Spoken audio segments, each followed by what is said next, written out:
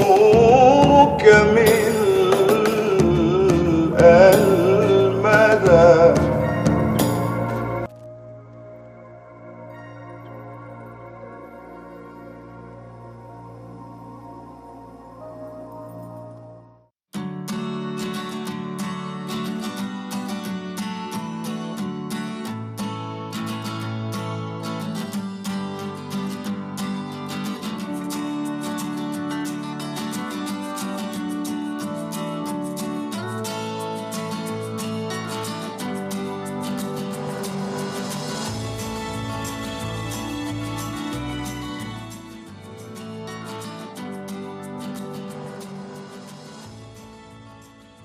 امبارح طبعا قلت اسال على سعر الجرام عيار 24 في المحلات.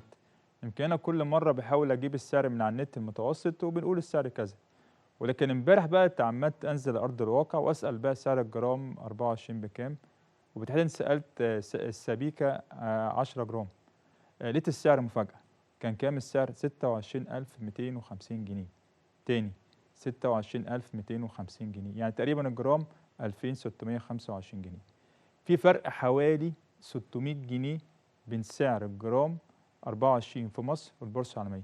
يعني مصر زيادة كام؟ 600 جنيه في الجرام. طبعا النهارده في برنامج الفوركس معانا بشير هنعرف سعر حقيقي للذهب في مصر بكام حسب ايه؟ البورصة العالمية. طبعا البورصة العالمية وليس انا اللي جايبها، ولكن حسب السعر. يمكن لو شفنا الاسبوع اللي فات الذهب تحرك ازاي، يمكن اعلى سعر وصل كام؟ 1987 دولار. اقل سعر وصل 1943 دولار. السعر الحالي للذهب كام؟ 1969. لما نيجي نتكلم السبيكه كام؟ 31 جرام و10. طب احسبها ازاي بقى عشان اعرف السعر في مصر بكام؟ السعر كام دلوقتي؟ 1969. الرقم ده اقسمه على 31 و10 بالظبط هيديك حوالي 63 دولار وكسر. لو ضربته في سعر الدولار في بنك دلوقتي مثلا، هنقول مثلا 30 و85، هيطلع السعر الحقيقي حوالي 1900. في حوالي فرق 600 جنيه. تخيل في فرق 600 جنيه في سعر الجرام على 24. طيب ايه المشكله او ايه النتيجه؟ نتيجه بعض الناس بيدربوا سعر الدولار بسعر اعلى. طيب هل في مقترح؟ يمكن احنا قلنا مقترح قبل كده. قلنا ايه بقى؟ هل حان الآن إن إحنا نبيع سبائك الذهب عن طريق البنك تاني؟ هل حان الآن نبيع سبائك الذهب عن طريق البنك؟ يمكن الأسبوع اللي فات واللي قبليه جات لي تليفونات كتير جدا. الذهب هيرتفع. طبعا احنا عارفين كان في البنك المركزي المصري كان يوم الخميس كان حديث الساعة وقبل الفطار ناس يقول لك البنك المركزي هيعلي، البنك المركزي يوطي. فكل الناس ايه خايفة، طب اشتري ذهب طب ما اشتريش ذهب. طيب ايه أجمل اقتراح يمكن قلناه قبل كده؟ اللي احنا ممكن نشتري السبائك عن طريق البنك. ليه بقى؟ في ناس كتير جدا، كلنا يمكن انا واحد من الناس او بعض عايزين مثلا يشتروا مثلا ايه سبيكه 10 او 5 زي ما هو عاوز.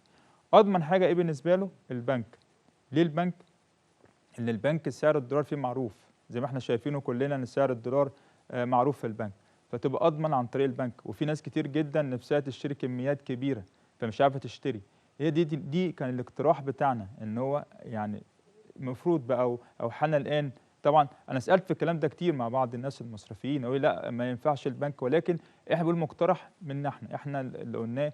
لو جبنا عن طريق البنك والناس تشتري عن طريق البنك، البنك الناس بتثق فيه، في نوع من الامان. طبعا انا بقول البنك هو السبائك وليس المشغولات. يعني احنا بنقول السبائك ليه؟ ان في ناس كتير الفتره اللي فاتت عايزين يشتروا سبائك وخايفين هل السعر هينزل، هل السعر هيرتفع هيقل. بقت الناس تفكر بقى بره. يعني في ناس تقول لك طب انا اشتري من بره. طبعا زي ما انتم عارفين في كل مصري مش اي حد بيجيب كميات ذهب. فالمقترح بتاعنا هل حان الان ان احنا نبيع سبائك الذهب عن طريق البنك؟ وكمان ايه نوع من الامان كمان. يعني في ناس تخاف تشيل الفلوس تشيل مثلا السبائك بتاعتها في البيت، ممكن تاخد ورقه من البنك تثبت ان هي اشترت السبائك. ده بالنسبه للمقترح بتاعنا. نيجي بقى نشوف تحليل الذهب بقى. الذهب راح فين؟ الاسبوع اللي فات الذهب زي ما احنا قلنا 1987. طب ايه المفاجأة؟ المفاجأة ان اصلا سعر الذهب عالميا منخفض شوية. واحد يقول ازاي منخفض؟ ده في مصر حقق رقم قياسي وصل 2600 العيار 24.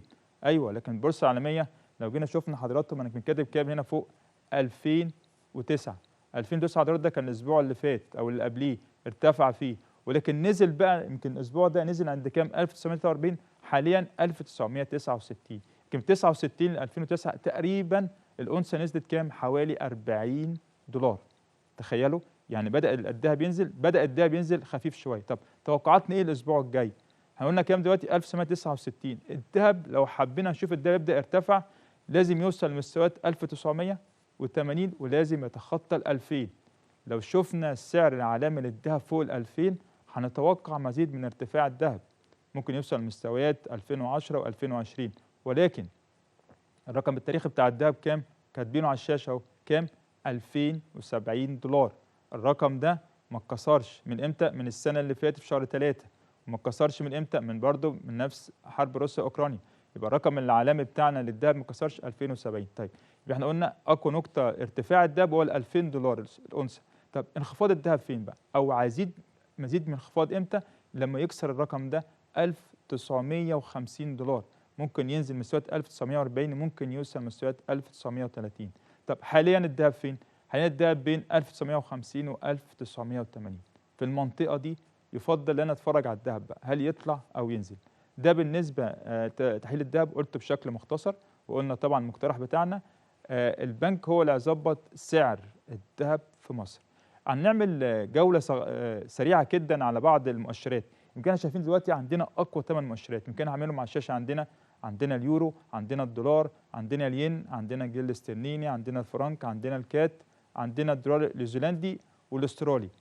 لو جينا شفنا المؤشرات، هنلاقوا الدولار فين؟ هنلاقوا الدولار امام اليورو، يعني اليورو مقابل الدولار، الدولار منخفض.